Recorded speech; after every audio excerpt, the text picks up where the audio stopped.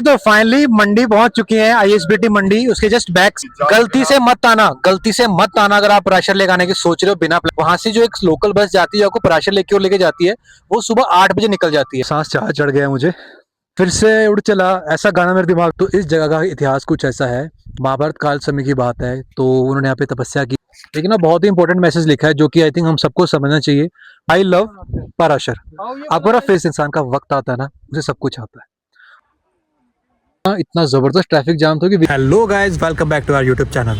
ज़्यादा समय न लेते व्लॉग को हम शुरू करते हैं। मैं खड़ा हूँ अभी चंडीगढ़ के सेक्टर 43 बस स्टैंड, क्योंकि मैं जाने वाला हूँ छुट्टियाँ मनाने, यानी कि वीकेंड का वाव फैक्टर। यहाँ से मैं बस पकड़ के जा रहा हूँ सबसे पहले हिमाचल प्रदेश के डिस्ट्रिक्ट मंडी, और वहाँ से हम आगे कैब करके जाएंगे पराशर लेक। पहले हमारा प्लान था कि हम कैब करें या फिर हम वॉल्वो पे जाएं, बट मेरी टर्म्स एंड कंडीशन के हिसाब से मेरी टाइमिंग थी वो 43 से ही मुझे एक नॉर्मल बस मिल रही है, तो मैं मेरे फ्रेंड्स के साथ वहाँ पे जा रहा हूँ। सो अभी 4:40 पे वो हमारी बस चलने वाली है, और 43 पे मैं खड़ा हूँ सेक्टर 43 के बस स्टैंड पे, और बहुत मज़ा आने वाला है। इसलिए आप हमारे साथ बने रहें, क्योंकि ऐसा माना जाता है कि जो पराशर लेक है उसका इतिहास महाभारत से जुड़ा है। तो गाइस, जर्नी बहुत इंटरेस्टिंग होने वाली है, तो प्लीज़ वीडियो को आखिर तक देखिए, स्किप मत करें। हाँ जी दोस्तों, तो हमारी बस लग चुकी है और अभी बज रहे हैं सुबह के 4:20। बस चलेगी 4:40 पे। जो मेरी रिक्वायरमेंट्स थी उसके बेसिस पे मुझे यही बस सुटेबल लगी, तो मैंने ये बस की टिकट बुक करी। पहले मुझे लगता था कि ऑफलाइन ही जाकर लूँ मैं टिकट्स, ऑनलाइन का फ़ायदा नहीं है, बट मुझे लेटर ऑन रियलाइज़ हुआ कि ऑनलाइन ही बुक करनी है, कि बाद में यहाँ पे टिकट्स अवेलेबल नहीं होती हैं।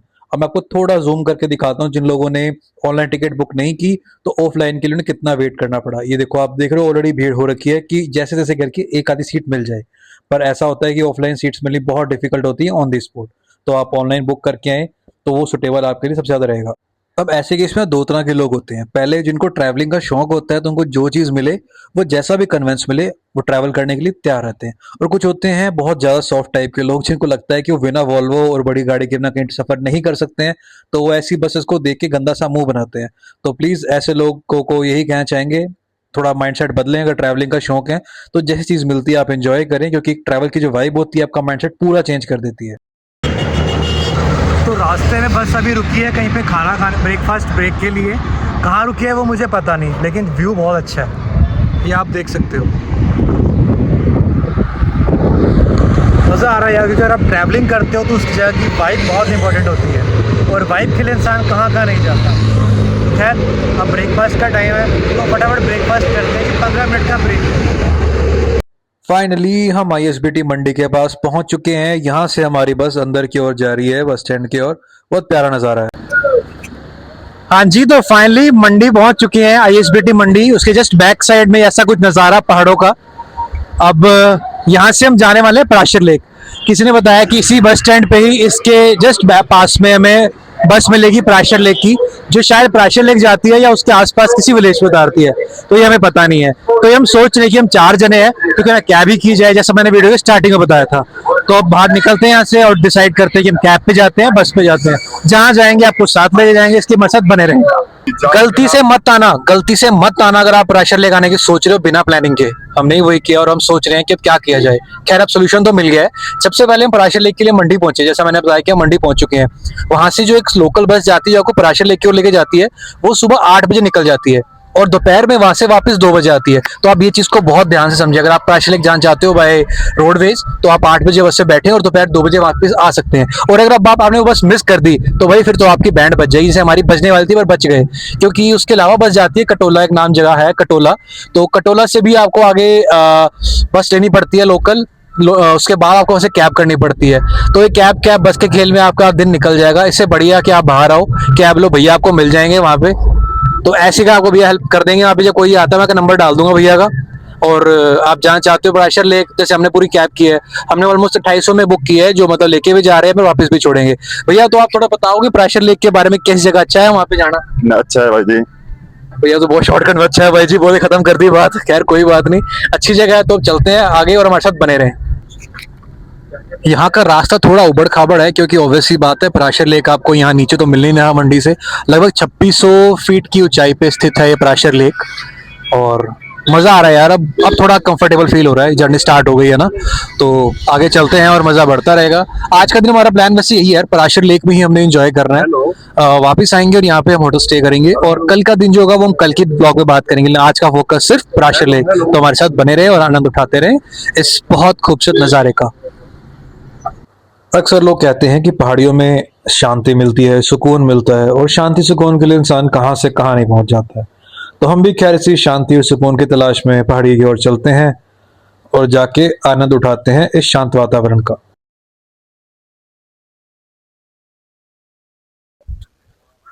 फाइनली जिस घड़ी का हमें इंतजार था वो घड़ी आ चुकी है। हम पहुंच गए हैं पराशर लेक। हाँ, थोड़ा हाइट पे है तो थोड़ा सांस चढ़ गया है मुझे। नीचे हमारी गाड़ी खड़ी है पार्किंग में, पार्किंग एरिया ही एक तरह से। तो पहले ना यार ये छोटे छोटे ढाबे से बने हुए हैं जहाँ पे हमने मैगी, राजमा चावल एंड कढ़ी चावल खानी है। वो खाने के बाद हम यहाँ से लाइक 300 मीटर्स की थोड़ी सी हाइट के ऊपर चढ़ते हैं ऊपर, और वो लेक का नज़ारा आपको दिखाएंगे। आप बाकी बैकग्राउंड देख के समझ ही गए होंगे कितनी खूबसूरत जगह है। तो इतनी यात्रा करने के बाद गाइस पेट पूजा करनी तो बनती है, क्योंकि हम इतना ट्रैवल करके आए हैं। और पहाड़ों में अगर आए हैं तो आप या तो मैगी खाते हैं या राजमा चावल या फिर कढ़ी चावल। जो लोग फूड लवर्स हैं वो इस चीज को अच्छे से समझ सकते हैं कि खाने का क्या मजा आता है पहाड़ों में, और जब हल्की हल्की हवाएं आती हैं। तो खैर हमारा खाना हो गया, उसके बाद आगे चलते हैं। ये कुछ बेहद खूबसूरत नज़ारा, जहाँ हमारी गाड़ी वहाँ पार्किंग हो जाती है। गाड़ी पार्क करने के बाद यहाँ से हम थोड़ा सा 300 मीटर की चढ़ाई चढ़ के ऊपर की ओर लेक के पास पहुँचने ही वाले हैं। तो जैसे से हम ऊपर जाते जा रहे हैं नज़ारा और बढ़ता जा रहा है हाइट पे। व्यू काफ़ी इंटरेस्टिंग होता जा रहा है, देखने में बहुत शानदार लग रहा है। बोलो तो मन को शांति मिल जा रही है। तो ऐसे शांति के साथ हमें जब आए हैं तो भाई रील्स तो बनानी बनती ही हैं। तो फिर मैंने अपना चश्मा उठाया हीरो की तरह और ऐसे एक्सप्रेशन दिए कि जैसे मुझे फ़र्क नहीं पड़ता करता, और फिर मैं चलता गया। उसके बाद फिर से उड़ चला, ऐसा गाना मेरे दिमाग में बज रहा है, क्योंकि जगह ही ऐसी है, नज़ारे आते हैं ना। और आप बॉलीवुड लवर हो तो आपके दिमाग में इस तरह के गाने अपने आप बजने लग जाते हैं, है ना भाई। तो चले चले आगे। पर यार सांस ही बहुत चढ़ गया, मुझे थक गया हूँ मैं, बट मज़ा ही बहुत आना चाहिए।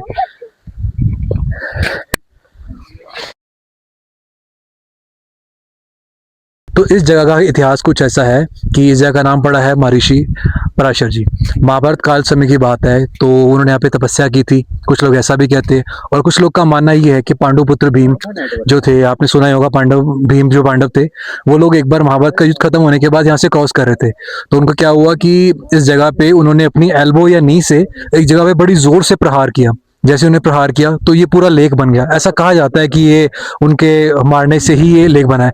अब वो देख रहा होगा, एक आइलैंड दिख रहा होगा आपको अंदर उसके, वो एक फ्लोटिंग रिवर है, फ्लोटिंग आइलैंड है। जो ऐसा भी कहा जाता है कि लाइक हर मंथ के बाद में वो अपनी डायरेक्शन बदलता है। आज आपको उस साइड दिख रहा है तो आने वाले टाइम में आपको वहां दिखेगा, फिर कुछ टाइम में यहाँ होगा। और सबसे इंपॉर्टेंट बात, जर्मन के डाइवर्स ने भी इस जगह की गहराई नापने की कोशिश की, पर वो भी इसकी गहराई नाप नहीं पाए। तो आई थिंक ये चली आ रही है इतिहास के पन्नों में, और लोग आज भी दर्शन करने आते हैं, तो हम भी करने आ रहे हैं। तो यहाँ चल रही थी बहुत ही ठंडी ठंडी हवा। फिर मैं एक सेकंड के लिए यहाँ पे रुका, उस हवा को महसूस किया, और उसके बाद अपने को रिलैक्स किया। रिलैक्स करते ही मैं यहाँ से आगे बढ़ा।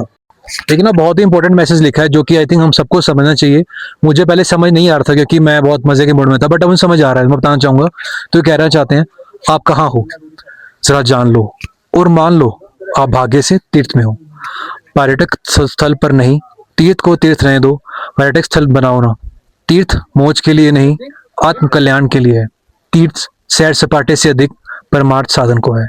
तीर्थ मनोरंजन के लिए नहीं, भाव शुद्धि के लिए है। तीर्थ खान पान की नहीं, संयम नियम के लिए है। तो एक आसान भाषा में सीधी सी बात कहा जाए तो आप सोचो कि आपके टूरिज्म की तरह गाने चलाएंगे, हम डांस करेंगे, ड्रिंकिंग करेंगे, अल्कोहल पियेंगे, वो सब यहाँ पे अलाउड नहीं है। धार्मिक स्थल है, धार्मिक स्थल क्या रहने दें। काफी लोग समझते हैं इस चीज को, और बहुत लोग नहीं भी समझते। जो नहीं समझते हैं उन्हें समझना चाहिए, और जो समझते हैं उनके लिए अच्छी बात है। I love Parashar. आपको मेरा फेवरेट व्यू दिखाता हूँ जो सबसे अच्छा लगा मुझे। यहाँ पे हर एक एंगल से एक अलग फोटो व्यू नज़ारा देखने को मिलेगा। आप यहाँ से देखो, यहाँ पे मंदिर भी कवर हो रहा है, और दूसरी साइड देखो तो लेक का सारा एरिया, लेक तो कवर करो लेक की सराउंडिंग भी कवर हो रही है। पहले हम वहाँ पे थे तो हमारी फोटोज के एंगल अलग थे, यहाँ से अलग है।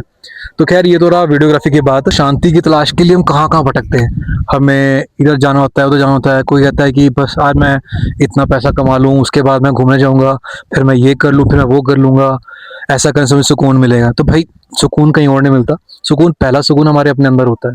दूसरा सुकून की तलाश हम करते हैं इधर उधर भटक के। इससे बढ़िया ट्रैवलिंग करो, कहीं ना कहीं रास्ता मिल जाएगा। तो मुझे थोड़ा लग रहा था कि लाइफ में थोड़ा ब्रेक चाहिए, तो मैं सोचा कि ट्रैवलिंग करते हैं। और इस जगह के बारे में मैंने कई बार सुना था, तो मुझे लगता है यार वर्थ है, आपकी वर्थ इट है इस जगह पे आना। मुझे तो बहुत अच्छा लग रहा है। जैसे बोलते हैं ना कि आपके मन में एक शोर चल रहा होता है, जब शोर होता है वो बहुत परेशानी होती है, खलबली मचती है। और इस जगह पे आके एकदम से वो सारा शोर शांत हो गया, क्योंकि जगह की वाइब इतनी खास है। इसलिए आप आए, आनंद उठाएं। भाई वक्त के बारे में, वक्त तो इंसान में बहुत गहरा कनेक्शन है, कि इंसान को कुछ भी नहीं आता, ऐसा मैंने सुना था। और ऐसा भी कहते हैं कि जिस इंसान का वक्त आता है ना, उसे सब कुछ आता है। और जिसे सब कुछ आ जाता है उसकी बातें बदल जाती हैं। तो अपने वक्त पे कभी गुरूर ना करें। तो यहाँ मंदिर में ना कंस्ट्रक्शन चल रही थोड़ी बहुत, तो मैं ऊपर जाकर देखने आया कि क्या वगैरह चीज़ें बन रही हैं ऊपर। तो कुछ अभी कंस्ट्रक्शन थी, इसलिए वापस नीचे आ गया। देन मैंने देखा यार बहुत ही शानदार आर्किटेक्ट है यहाँ का। अच्छी वाइब है। मुझे लिटरली ऐसा लगा था कि मैं उस युग में पहुंच चुका हूँ जब इस तरह के मंदिर बनाए जाते थे। फिर मैंने थोड़ी देर बैठ के मेडिटेशन की, क्योंकि meditation is the key of happiness and calmness, ऐसा मुझे लगता है और बहुतों को भी लगता होगा। जो होता है ना अच्छे के लिए होता है, लेकिन जब होता है ना तब हमें बुरा लगता है, लेकिन जब हो जाता है तब हमें अच्छा लगता है। इस बात से एक छोटा सा एग्जांपल देता हूँ। हमने यहाँ पे जैसे ही आना था ना, हमारी कैब कैंसिल हो गई थी। सो हमने इमीडिएटली एक रोडवेज बुक करी। हमने कहा यार ना सीटें मिल रही है ना कुछ, जैसे करके पहुंच जाते हैं। और जब रास्ते में पहुंचे तो लगभग बिलासपुर के पास ना इतना जबरदस्त ट्रैफिक जाम था कि वीकेंड का टाइम था। दिल्ली, हरियाणा, पंजाब, हर जगह से लोग वहाँ पे आ जाते हैं। इतना ट्रैफिक जाम है, मुझे यार कैसे पहुंचेंगे। एवं रोडवेज थी, इसलिए उस बंदे ने वही कौन से शॉर्टकट रास्ते से बस को निकाला और हम टाइम पे पहुंच गए। और वो दूसरी साइड जितने भी गाड़ियां, बस से जो प्राइवेट व्हीकल्स थे, वो सब एक जगह पे लाइन में फंसे रहे। हमने एक एवरेज निकाली, अगर हम उसमें बैठे रहते तो हम ऑलमोस्ट 1 से 1.5 घंटा ट्रैफिक में फंसे रहते। और हमारी जब बस हुई तो हमने सोचा यार बस क्यों हो रही है, बेकार है सिस्टम, ऐसा नहीं होना चाहिए। लेकिन उस चीज़ का फल हमें बाद में समझ आता है। तो ऐसा भी लाइफ में हमारे साथ होता है। जो चीज़ें बुरी होती हैं हम सोचते हैं हमारे साथ बुरा क्यों हो गया, बुरा क्यों हो गया, लेकिन बाद में समझ आता है कि उस बुरा होने के पीछे कुछ अच्छा छिपा था। जब वो अच्छा हो जाता है फिर चीज़ें अपने आप अच्छी हो जाती हैं। तो इसलिए बुरा ना माने, जो हो रहा है होने दें। Trust on God's plan, go with the flow. तो अभी यार प्राशा लेक भी हो चुका हमारा, दर्शन भी हमने कर लिए, थोड़ी पेट पूजा भी हमने कर ली है। अब हम यहाँ से ना वापस जाएंगे मंडी की ओर। आज का प्लान हमारा ये है कि हम आज की रात मंडी में स्टे करेंगे और इसके आसपास मतलब ऑलमोस्ट 100 किलोमीटर के दायरे में जो भी चीज़ें हम वो नेक्स्ट पार्ट में ब्लॉग के कवर करेंगे। तो ये पहला ब्लॉग का पार्ट जो था हम इसको एंड करते हैं। उम्मीद करता हूँ आपको अच्छा लगा होगा, तो प्लीज़ लाइक कर दें, चैनल को सब्सक्राइब कर दें और या शेयर कर देंगे तो बहुत अच्छी बात है। Please, thank you so much.